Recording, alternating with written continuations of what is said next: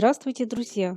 Растение, о котором сегодня пойдет речь, отличается не только высокодекоративными качествами, неприхотливостью в выращивании и скоростью роста, но и длительным периодом цветения. Эта красивая лиана цветет почти все лето до глубокой осени. Называется азарина или маурандия, хотя название у этой лианы намного больше.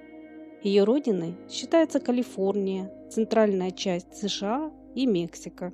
В садах средней полосы о ней пока немногие знают, но те, кто уже выращивал азарину на своем участке, оценил ее по достоинству. Ведь плюсов у этой лианы очень много. Если перед вами стоит задача, как за короткие сроки украсить забор, садовую арку, неприглядную стену или беседку, обратите внимание на это растение.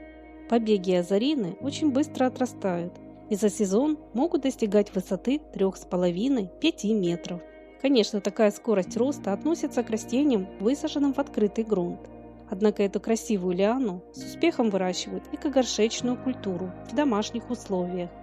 Такой способ особенно хорош для садоводов северных регионов. Хотя азарина и считается многолетним растением, но морозные зимы она не выдерживает. Если высаживать ее в открытый грунт, то за теплый сезон лиана хорошо отрастет и будет радовать вас своим ярким и неустанным цветением вплоть до самого снега.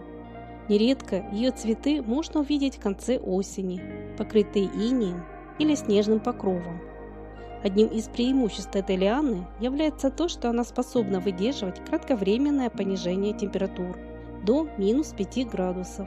Более того, она хорошо восстанавливается и продолжает цвести даже после таких похолоданий. Как только устоится более теплая и солнечная погода, азарина вновь покажет всю свою красоту. Но в холодных садах это растение выращивают в основном как однолетник. Если же вы не хотите высевать семена азарины на следующий сезон, ее можно сразу высадить в объемный контейнер, который на зиму заносят в прохладное помещение. Учтите, что зимовка горшечной лианы должна проходить там, где температура держится в пределах +5–15 градусов. Стоит отметить, что в роду азарины насчитывается несколько видов. Все они отличаются не только формой и окраской цветов, но и листвой. Например, у лофоса стыдливого они имеют зубчатый край и опушение. У азарины лазающей листики мелкие, с более гладкой поверхностью. Ее листва достаточно декоративная и чем-то похожа на многим известный садовый плющ. Но основная ценность растения заключается в продолжительном и обильном цветении, которое длится почти все лето до прихода устойчивых осенних холодов. Цветки интересной колокольчатой формы, до 7 см в диаметре. Расцветка самая разная. Интересно, что данная лиана еще и универсальная. Она может расти вертикально, если вы ей предоставите опору, или стелиться по земле. Очень красиво смотрятся ветви маурандии с многочисленными яркими колокольчиками, свисающими с подпорных стенок, а также в высоких и подвесных вазонах. Такими растениями можно легко украсить на весь сезон самые разные места в саду, веранду и придомовую зону, садовую арку, террасу, балкон или домашний интерьер. Но повторюсь, что данная культура будет намного лучше себя чувствовать на открытом воздухе, нежели в замкнутом помещении. Азарина – это светолюбивое растение. Всю свою красоту и обильное цветение она покажет только на солнце или в легкой полутени. Но на полном солнце ее потребуется чаще поливать. Особенно это касается молодых растений, которые выращиваются в южных садах. Для удержания влаги в почве основание саженцев лучше мульчировать. Взрослая лиана к жаре более терпима, но нельзя допускать постоянного переувлажнения в зоне корней. В посадочную яму или на дно горшка обязательно уложите слой дренажа. Почва азарини подойдет питательная и рыхлая, с нейтральной реакцией. Это довольно простая в уходе лиана, с помощью которой можно быстро создать красивые вертикали. Длинные побеги азарины хорошо уплетают любую опору, закрывая ее декоративной листвой и множеством ярких цветов. Немногие из известных садовых лиан могут похвастать такой скоростью роста, длительным цветением и высокодекоративным видом. Ко всему, маурандия еще и не подвержена заболеваниям и поражениям вредителями. По крайней мере, у нее пока еще нет естественных вредителей на территории средней полосы.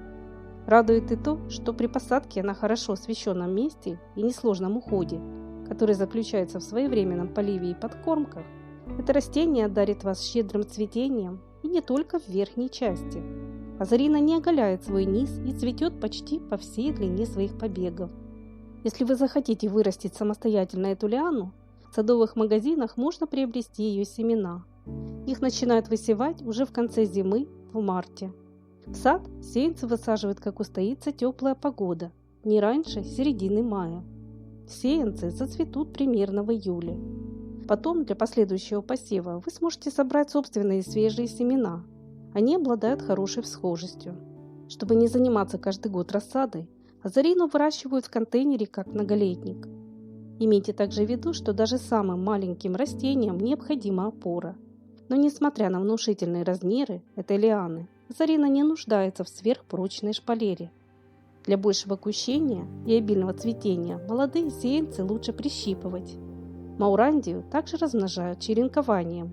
Для этого можно использовать ветки, которые вам все равно потребуется обрезать.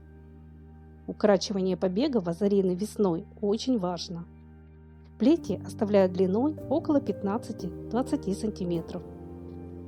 Попробуйте вырастить эту красивую лиану, и она порадует вас своим неустанным цветением до самого снега.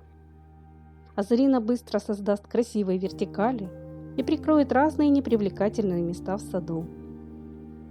Друзья, если вы уже выращивали эту садовую лиану, поделитесь, пожалуйста, своим опытом.